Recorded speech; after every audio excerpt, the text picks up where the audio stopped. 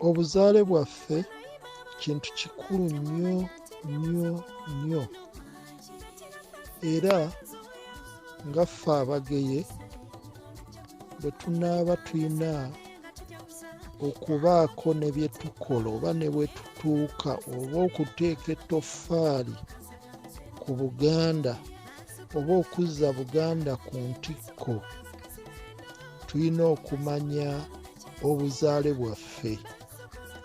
Tulina okuyigiriza abaana baffe obuzaale bwaffe. Tulaba mu Bayibuli, abakkiririza mu Bayibuli, n'okusingira ddala mu Matayo essuula esooka, okuva ku lunyiriri olusooka n'otambula oyinza n'okumalayo essuula eyo paka ku lunyiriri lwa 25, tulaba nga Matayo alambika obuzaale bwa Yesu Kristo, era ne bannaffe Abayisiraamu nabo manyi nti Kolaani erina weerambikira obuzaale bwa Nabbi Muhammad. Kale tulina okuba ekyokulabirako nga tuyigiriza obuzaale bwaffe eri abantu be tutwala oba abaana baffe, nga naffe abantu bano abali waggulu, abantu be bakkiririzaamu obungi, nabo bwe obuzaale bwabwe bwe bulambikiddwa. Nabagamba nti wano mu Buganda bwe tuba twagala okumanya ebyafaayo by'ekika ky'Engeye oba ebyafaayo by'ebika eby'enjawulo, tulina bitambuliza mu Bwakabaka bwa Buganda oba byekwese mu bassekabaka ab'enjawulo. Kale nga tetunnagenda nnyo wala, mbadde njagala kubabuulirako ku buzaale bwa bassekabaka nga 8 olwaleero, ate oluvannyuma maaso eyo tujja kgenda tweyongerayo, kuba twagamba nti tugenda kutambulira mu bassekabaka ab'enjawulo.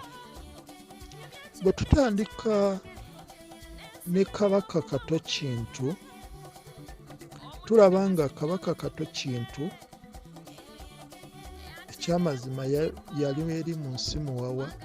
Sijja kubabuulira nnyo nti oba ono ye kitaawe oba ono ye nnyina, naye tulaba nti ye omu abaatandikawo Buganda, era mu mwaka gwa 1200 yatandika okufuga Buganda okutuusa mu mwaka gwa 1223, n'afuga Obuganda okumala emyaka 3. Oyo nno ye yazaala abaana ab'enjawulo nga bwe nabasomesa. Ne tulaba Keeya, ne tulaba n'azaala n'abaana abalongo 4 omulundi gumu, abaana 4 omulundi gumu, nga tulaba nti jjajjaffe Bakazirwendo Ssemmandwa yamuwa muwala we, era muwala we Nnambi Nantutululu Ebyafayo n'azaala abaana ab'enjawulo nga bwe twalaba Keeya nga ye kiweewe yasooka mu Buganda, n'abalongo 4 abaakulira mu Mpumumpu emu omuli Kasagama, Winyi, Chwannabaka ne Nassolo e Bulwanyi. Waliwo nno omu eyambuuza ekibuuzo nti ku baana bano 4 ani gwe bayita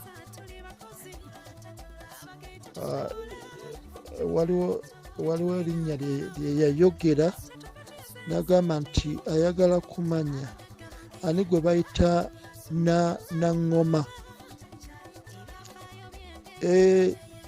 Okusingira ddala bw'otunuulira ebyafaayo, Naŋŋoma, Nyaŋŋoma,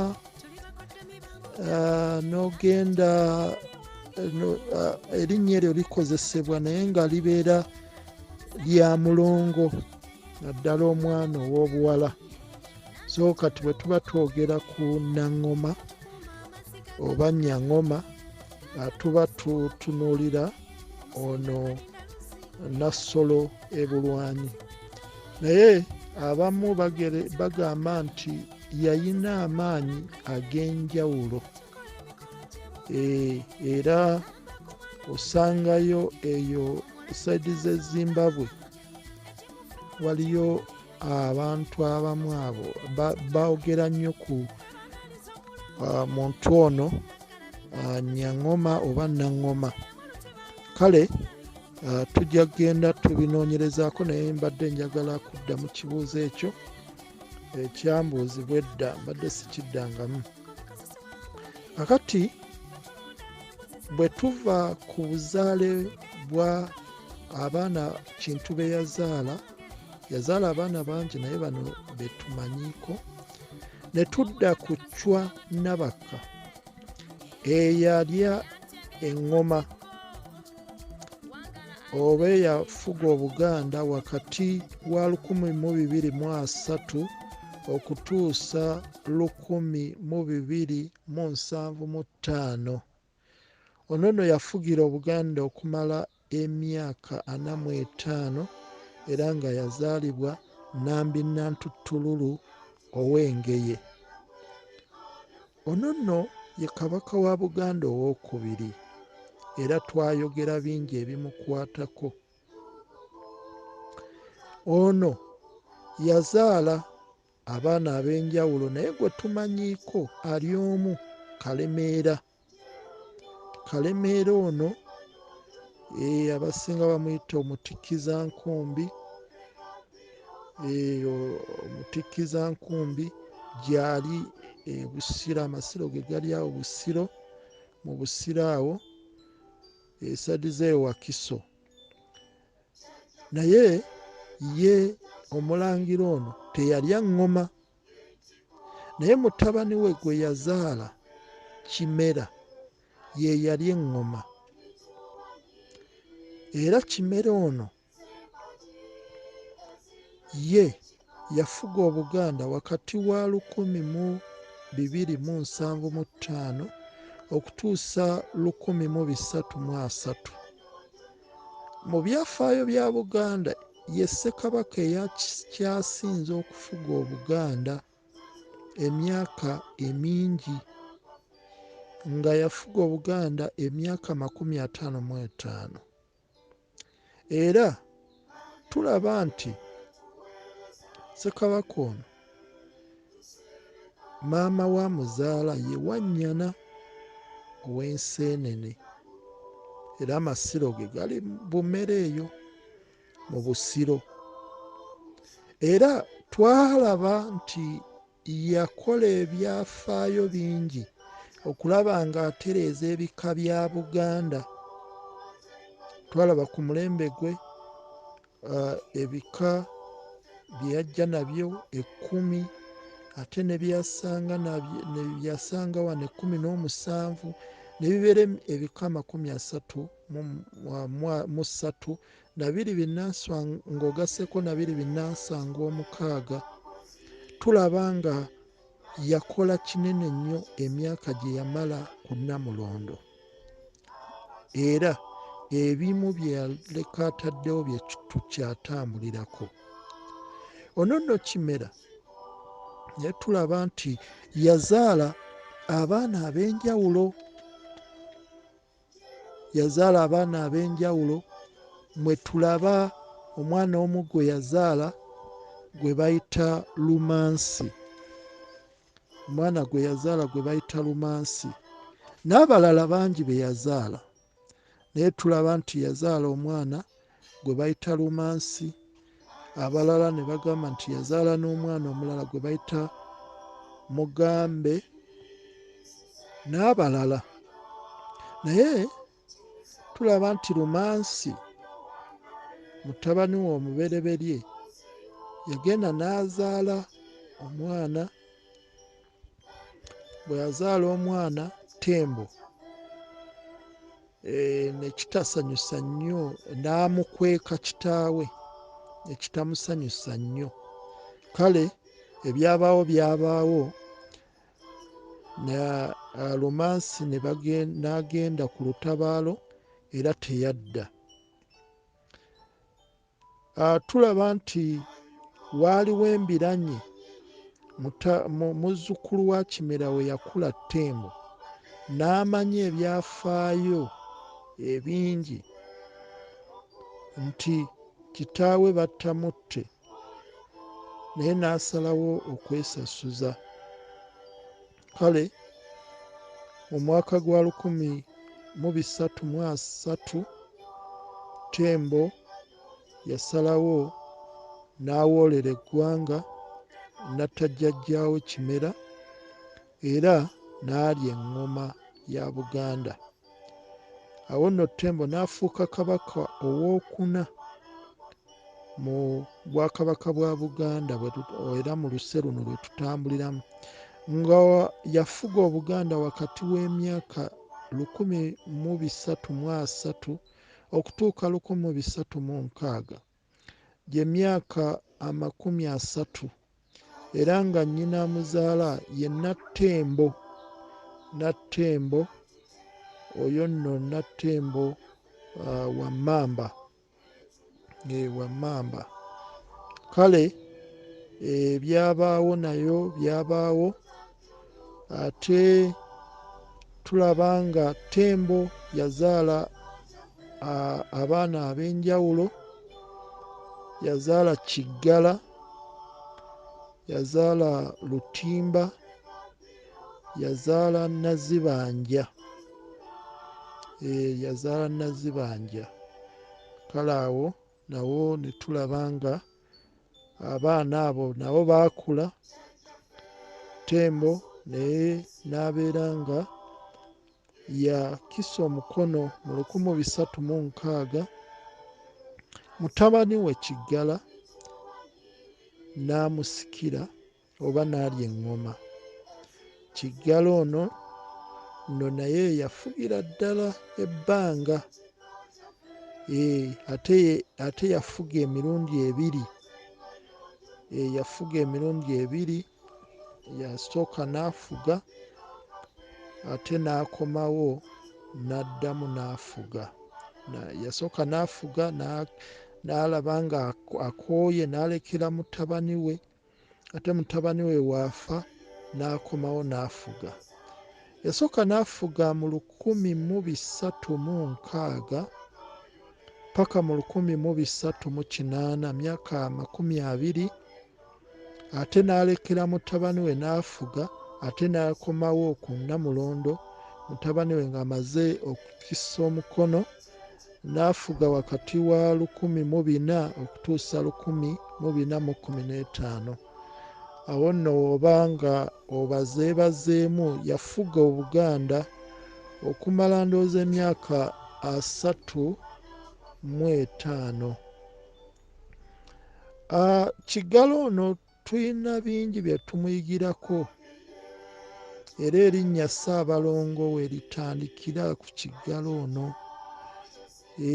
Anti Kiggala yazaala abaana, mutabani we Kiyimba n'azaala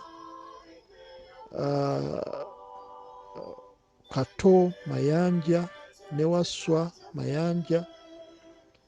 Abaagala okumanya ennyo ebyafaayo muyinza okugenda awo ku Jjinja Mawuuno awe Kawempe, mujja kumanya ebyafaayo ebya Waswa Mayanja, ate n'eri Esseguku mujja kumanya ebyafaayo bya Kato Mayanja. Ate abalala ne bagamba nti yazaala n'omuggalumansi. Kale bamukazaako erinnya erya Ssalongo we lyatandikira, era bagamba nti Kiggala ono abalongo bano abamu yabazaala mu mwannyina Nazibanja. Kale tulina busome nnyo mumanye ebyafaayo naye nga bwe bityo webiri. Kiggala yazaala abaana abo be mbamenyedde, era nga bwe tugambye nti ye bwe eyali abamuzaala Kiggala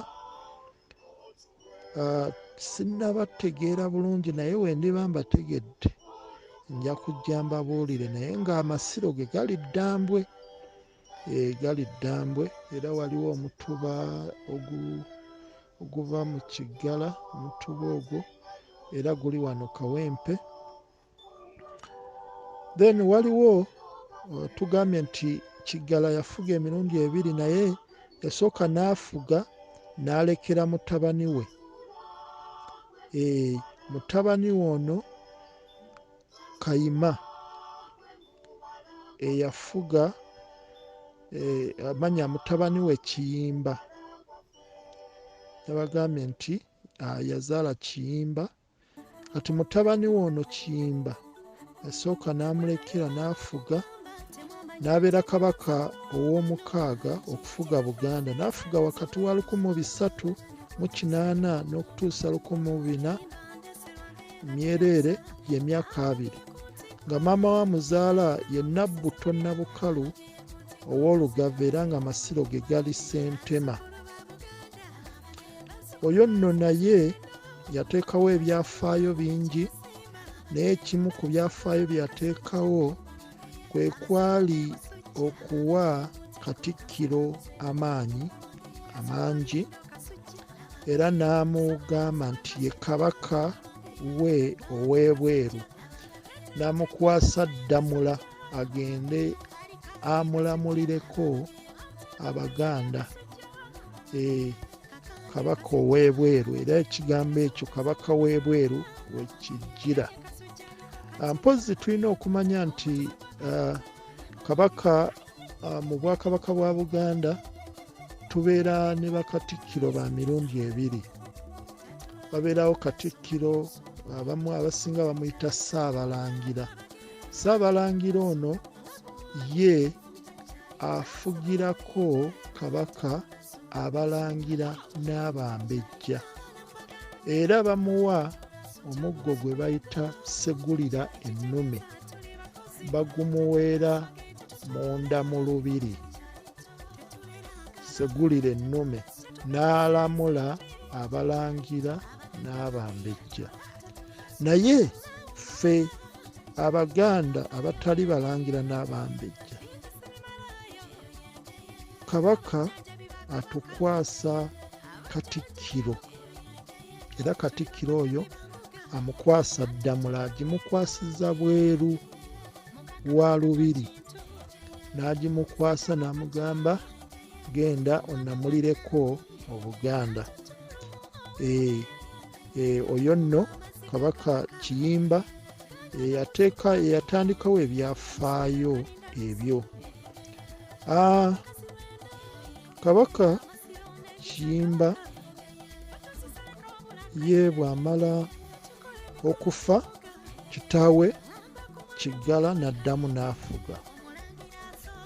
Kati nga we nabagambye, Kiyimba ye yazaala Kiggala yazaala abatabani, yazaalayo omutabani we Wampamba.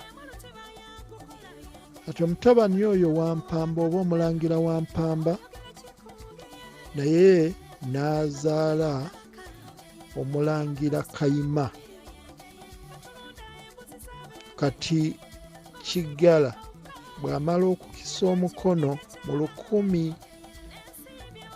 1415 muzzukulu we Kayima mutabani w'omulangira wa Mpamba n'alya eŋŋoma era nga maama wa Kayima wa Ssekabaka Kayima ye yali Nakayima ow'obutiko. Awo bwe tutyo bwe tutambula. Kakati Kayima ono yafuga wakati wa 1415 okutuusa 1440. Yafugira Obuganda emyaka 25 era amasiro ge gali Nabulagala. Kale ebyafaayo ebyo we biri. Ne tujja ku Kayima omwana gwe yazaala abaana bangi, naye tulabako omu gwe bayita Nakibinge. Nakibinge ono Kabaka yafuga wakati wa 1440 okutuusa 1409 era yafugira Obuganda emyaka 50 Wagindaba bweddu, era gwe tulabanga Ssekabaka owookubiri okufuga ebbanga eddene. Naye nga jjajjaawe Kimera we yateekawo ebyafaayo, n'ono yateekawo ebyafaayo bingi nnyo nnyo, ate n'akyusakyusa ne mu nzirukanya y'ebika. Okugeza ku mulembe gwe tulaba nti yalwana nnyo, era mu kulwana ennyo amafumu ne gaggwaawo teyazikiza lutalo, n'agenda mu maaso n'alwana ng'akozesa emmuli, era awo we tuva okumuyita mulwanyammuli. Ssekabaka oyo Nakibinge yalwana nnyo, okusingira ddala yalwana nnyo ng'awamba agaziya ensalo za Buganda, awamba Bunyolo. Kale Ssekabaka ono yazza Obuganda ku ntikko, era mu bimu bye tulaba ku mulembe gwe tulaba nga yateekawo balubuga.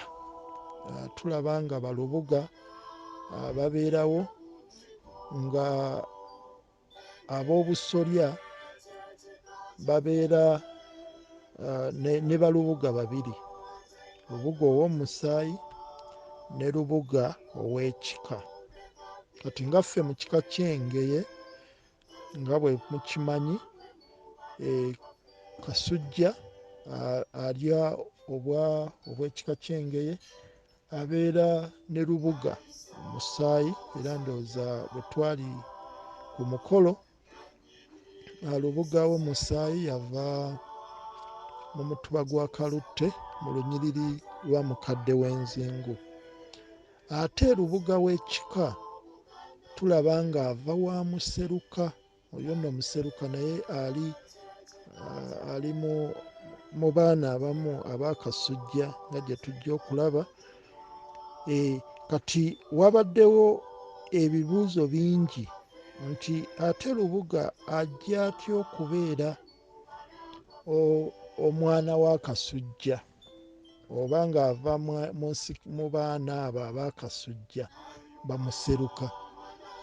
Naye tulaba nti ate ye yajja luvannyuma, wali mu ntandikwa tewaalinga nnyo balubuga, era Kasujja eyasooka teyalina lubuga. Naye wano ku mulembe gwa Nakibinge bagamba nti wabeerewo lubuga abugirize omusika, era enkola eyo n'etandika paka kati tubeera ne balubuga ab'enjawulo. Ndowooza ekyo tekigenda kuddamu kusumbuwa Bageye nti ate lubuga lwaki ava wa Museruka ng'ate Museruka mwana wa Kasujja Kyesimba. Ekirala kye tulaba ku mulembe gwa Nakibinge, tulaba nga yayongeramu amaanyi okusiiga abantu mu lubiri bakole emirimu, era nga omuntu anaasiigibwa mu lubiri ayina okutambuzibwa emitendera okuva mu nnyumba gy'asibukamu okutuusa kasolya. Olwo nno owa kasolya n'amutembeeta n'amusiiga mu lubiri. Tulaba ensonga eyo nayo ng'ejja. Era nga ffe Abaganda tulina okuvumirira omuze abantu bonna abakola mu lubiri nga tebaasiigibwayo bajjajjaabwe ab'obusolya. Ekyo tulina okkivumirira nnyo kubanga si nkola yaffe ng'Abaganda. Tusanze nga bajjajjaffe bayisibwamu amaaso si ag'engege naye ag'abantu, ng'olw'okuba nti si be babasiigayo. Ekyo nno ne kivumaganya Obuganda ne tuva ne ku nnono ya Buganda. Mwattu nno ennono ya Buganda tugiyita ndagaano, era buli w'osesseetuka ku ndagaano mu Buganda okubwa. So ebimu ku bitukuba kwe kubanga twasesseetuka ku ndagaano gye twakola. Kale ŋŋenda kukomawo ne odiyo endala tulabe emirimu gy'Abengeye ffe ng'ekika ky'Engeye mirimu ki. Tukola emirimu mingi mu Bwakabaka bwa Buganda naye ŋŋenda kunokolayo ko emirimu egimu gye tukola ne baani abasiige. Ekyo kye ŋŋenda okuddako mu odiyo eddako. Mwebale nnyo, mwebalire ddala, tugende mu maaso nga tuwuliriza.